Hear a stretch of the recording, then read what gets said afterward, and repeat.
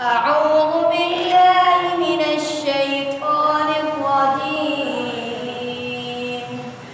بسم الله الرحمن الرحيم. ولقد فتنا قبلهم قوم فرعون